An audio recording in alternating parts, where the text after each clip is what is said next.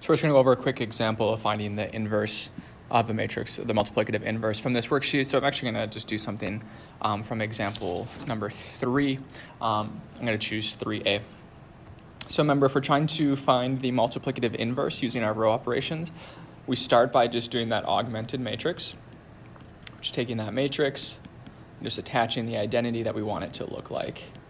So in our order of attack will be to find, want to get it to look like this. And we're going to go this first, second, third, and fourth. So again, just kind of outlining our plan of attack. First, second, third, and then last. So what I mean by first is this number right here needs to be a 1. So what we can do is we can take the existing first row and multiply it by -1/2, and that can be our new first row.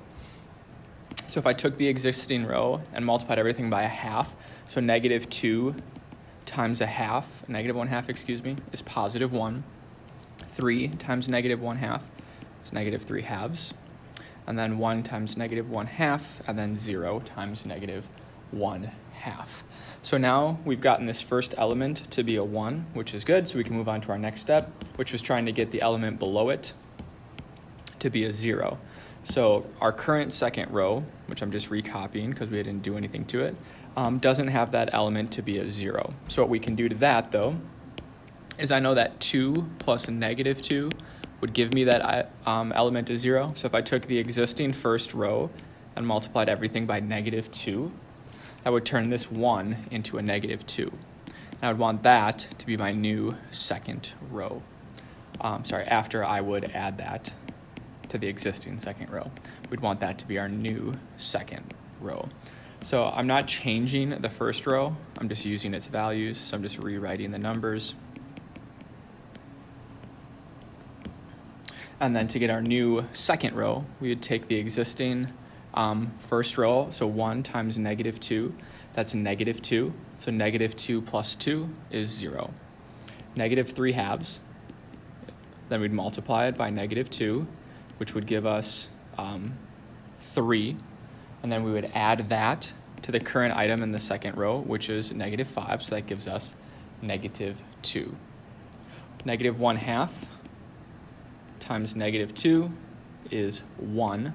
I would take that 1 and add it to 0, which is, again, 1. And then that 0 times anything will be 0, plus 1 is equal to 1. So we're getting closer, right? We have our upper left, row 1, column 1 is 0. We have row 2, column 1 also being a 0. So our next task, I guess I would say, would be to get this 1 in the lower right-hand corner. So what we could do for that is we could simply take the existing second row and multiply everything in it by -1/2.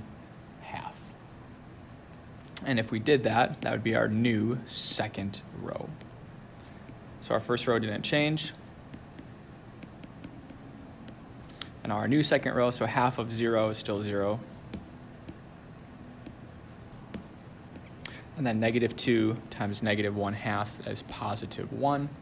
And then 1 times -1/2, and then 1 times -1/2. So our final step now is we need this element right here to be a 0, just like it would look like up here. So this is going to be our last step. So I ran out of a little bit of a room, so I'm just going to copy and paste this.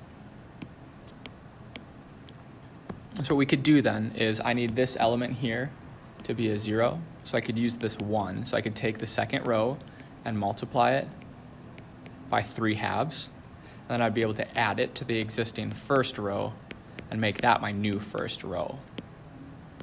So the bottom row I'm just going to recopy. So then if I took row 2, so 0 times 3/2, that's still 0, and then add the first row, which would be a 1. I would take 1 times 3/2, which is 3/2, and then add -3/2, which is 0.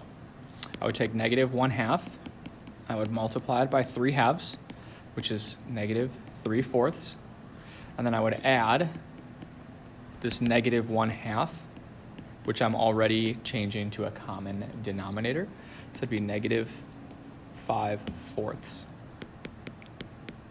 And then find the same thing here, -1/2 times 3/2.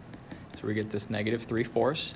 Then I would add the existing element in the first row, which is 0, so I get negative 3/4. So now our matrix on the left is the identity matrix. So its inverse is what we have over here on the right. So this original matrix A, we figured out its identity.